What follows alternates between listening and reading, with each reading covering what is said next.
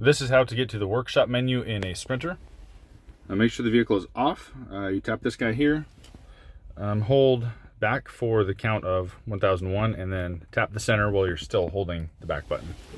There we go. Make sure your foot is not on the brake. I will hold 1001 and tap. There we go.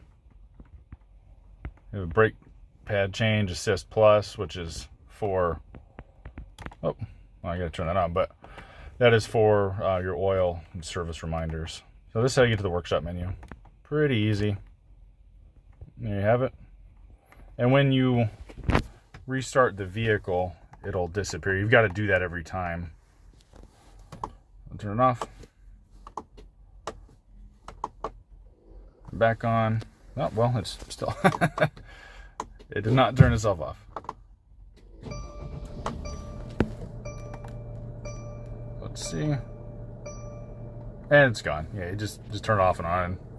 It'll turn back off. So there you have it. That's how to get to the workshop menu.